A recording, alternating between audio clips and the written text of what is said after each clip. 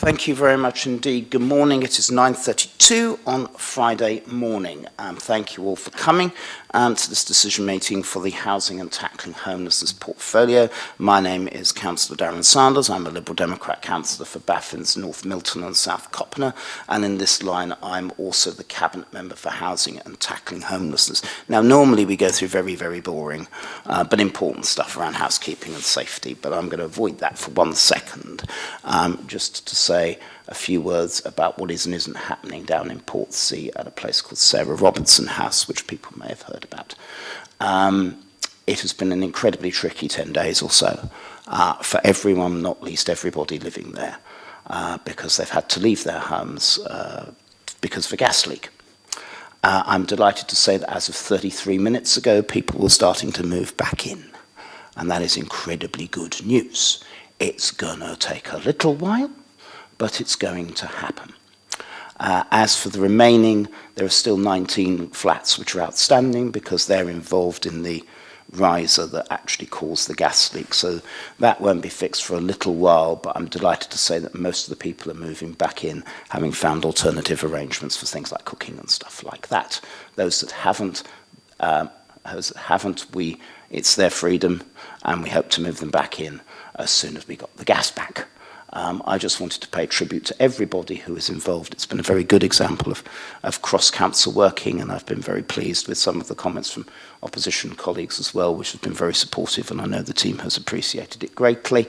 So I would like to thank them, but most importantly, I would like to thank the 300 residents also who've had to put up with this inconvenience.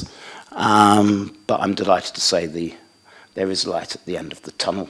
And I'm going down there after this meeting to have a look and see what the tunnel looks like. I'm also grateful, I know, to Councillor Corkery and Councillor Dent, who've been down there as well, and I'm very grateful to them for taking the time as well.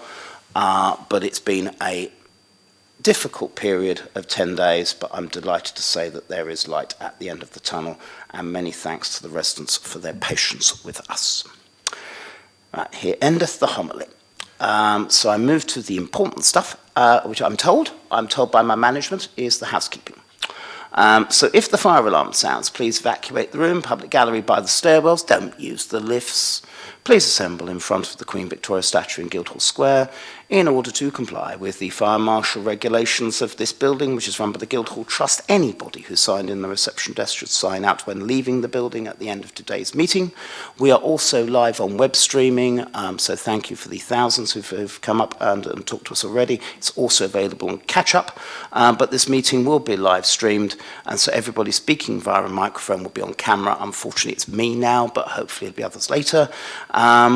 The press and public, I'm told, are permitted to record the meeting on the understanding it neither disrupts the meeting nor records us, stating explicitly don't wish to be recorded, but as we've got none of those here, that shouldn't be a problem. Please use the microphones and please switch them off when they've finished. So I shall start with introductions, and I will start on my left, Alison.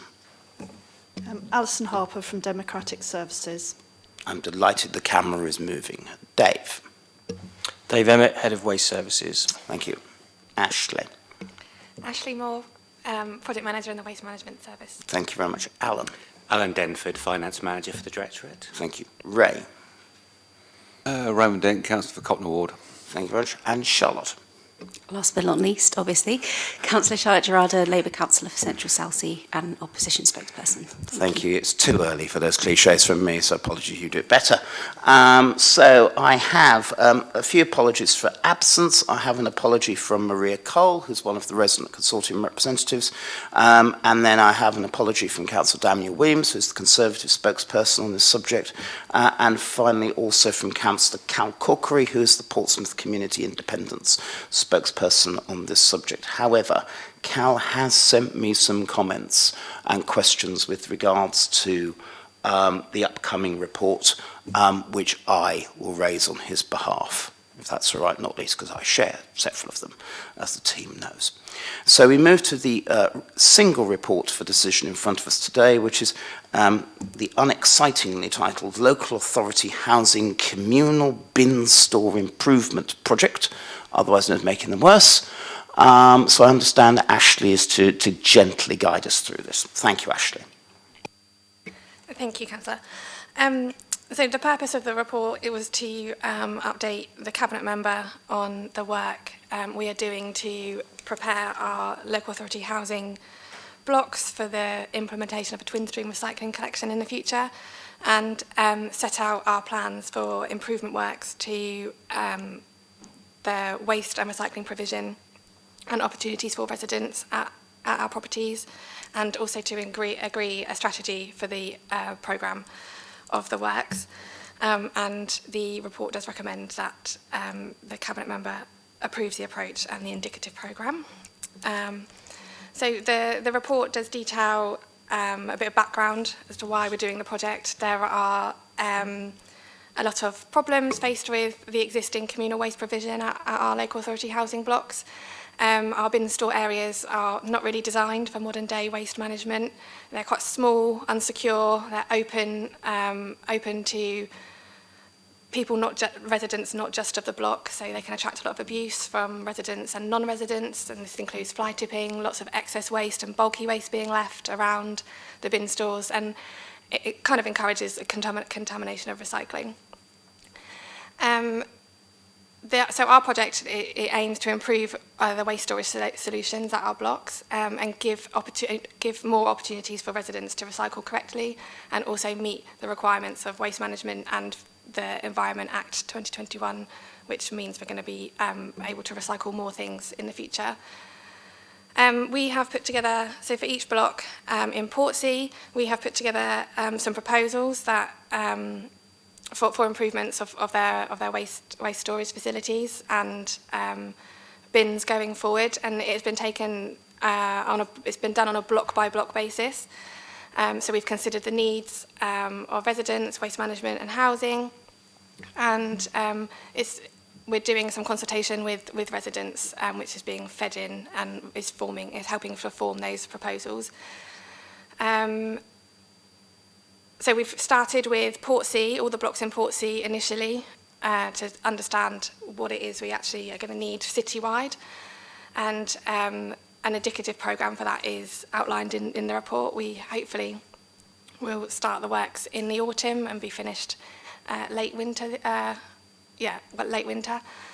And we started some initial reviews for the Buckland and Lamport areas as well, to start forming some of those proposals. And yeah, like I said, all our solutions have been formed on a block by block basis. Some won't require too much work, but others may require quite significant changes because of the way they are designed at the moment. And then the report recommends that you approve the approach and the programme. That's great, Ashley. Before I ask Charlotte and Ray to come in with any questions or comments, you talk about contamination of recycling. What does that mean in English? Sorry, that's the wrong items going into the recycling bins. So in Portsmouth, we can recycle five items: paper and card, tins and cans, aerosols, and plastic bottles. But the contamination is people putting in things like plastic bags, refuse that should go in your black bin, but they're putting it in the green bin, food waste. And where the bins at the moment, a lot of them are out in the open. They're open for people to do that, put the wrong things in there. And it means we can't collect it then. Okay, that's incredibly helpful. Thank you for that. Charlotte. Thank you, Councillor Sanders. I think my concerns are probably yours and Councillor Corkery's concerns. So the main question I had... Please feel free to raise them, and if they're raised 5 times by different people, I don't mind. Yeah, thank you.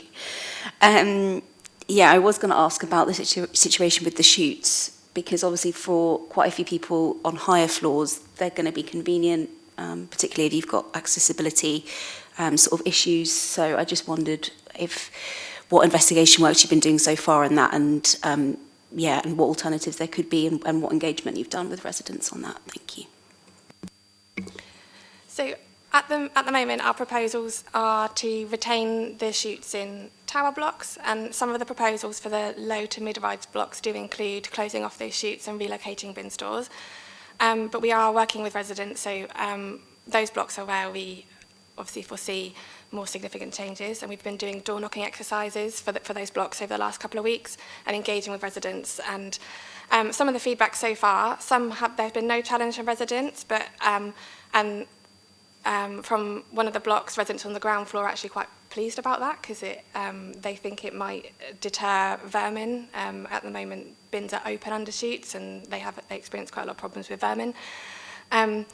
But where we are having those conversations with people that may find it challenging, we will look to put in some reasonable adjustments, or maybe retain the use of chutes where feasible, and look at altering our proposals to perhaps in a block where there might be multiple chutes, we could retain one, and then it would one for a set of residents perhaps. So we are looking at how we can retain them if it is feasible. Sorry, did you have anything else, Charlotte? No? Okay, thank you for that. Ray. Please put your mic on. I'll wait till you've gone then, Darren. Oh, no, that's not how this works, man. You go before me. No, I it's go fine. last. Actually, Charlotte's got one question already, so. Has she? Yes. Oh, then that's fine. That's perfectly fine. Then that's absolutely excellent. Thank you. So I shall start by relaying Councillor Corkery's comments and questions to me. The first was with regards to the retention of the bin chutes, which I think we've discussed. It's certainly been relayed to me that some people have, in blocks in Lamport, I understand, have been told, or have had a bin chute removed or sealed off or whatever, and that is not happening.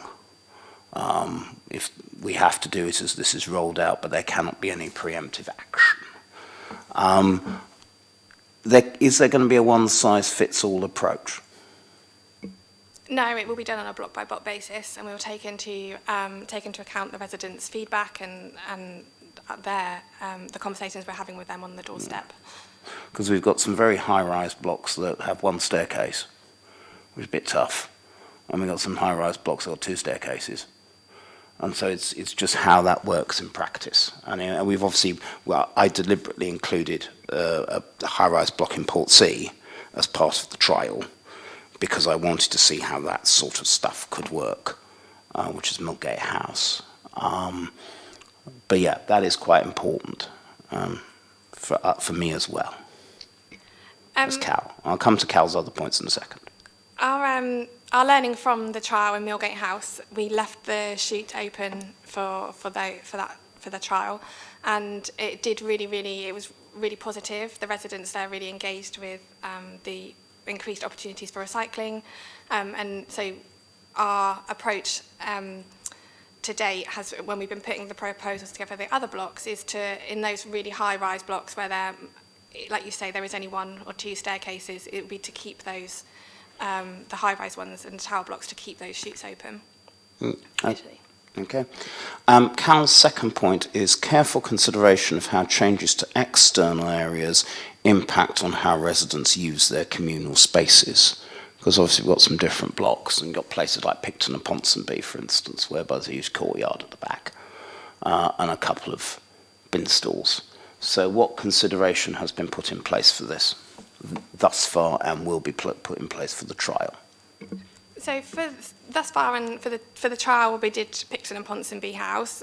They had loads of recycling bins, like you say, in the courtyard, and they used their courtyard. So for the trial, we were able to put those back into bin stores and split the provision so you could fit the right bins in the bin store, therefore freeing up their courtyard space, and it was free of bins. For the blocks that we've looked at in Portsea, we have tried to take into account how they use their space, and it's mostly been, they've been accepted. We have had one block where we've been to and done the engagement, and we put together a couple of proposals because their space there, they are limited on space, but we are aware that they use their space and their communal space for block events and parties and stuff. So when we've been having those conversations with residents, the proposals we put together they would impact the use of their space. So we've said, oh, okay, we're going to go away and we're going to go back with them with another proposal. We've taken on board their feedback of how they use their space, and we're going to look at coming up with something else that means they can continue to use their space as they do without bins being there. Okay, I think that's everywhere, would be my suggestion. Cal's third point is the importance of continued engagement and consultation with the residents before, during and after changes are made to their blocks. What sort of process are you having with that, particularly after changes are made? After the changes are made, so right now before the changes, we're engaging with residents on the proposals, and there'll be the engagement throughout the works that go on at the blocks. After the changes, there will be our estate services teams are all on board, and they will be doing the education and continued engagement with residents about what can go in the right bins, proper use of the waste facilities there, and to encourage use of the recycling and the food waste facilities there as well, to make sure they're doing the right thing, to ensure that the bins are collected and we can collect them because they've got the right materials in them. Okay. Thank you for that, Ashley. Alison, could you please make sure that those comments, in as much detail as they can be, are put into the minutes, because they are quite important. Okay. Aside from the shoots, I don't have any questions as such, but I think all the questions reflect a wider issue, which is essentially the transition to the green economy and the transition to a more sustainable future so that our children and our grandchildren can live on this planet decently. But that does create issues as things change. None of these blocks were built when the concept of there being no planet B was around, and so greenery was basically something you walked on in a park as opposed to a way of living, and we have to try and do that. I'm delighted the recycling rates are going up, have gone up in the city since we resumed power, but they're still far too low. And it is very important that particularly people on council estates can play a big part in that. So we have to get this right, given the buildings were never built to do this.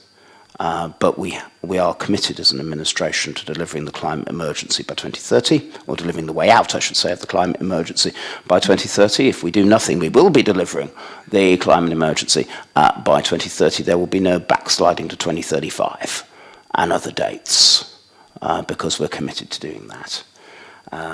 But we have to take people with us, because if we don't take people with us, there'll be resentment and we won't achieve the sustainable future that we have for everyone.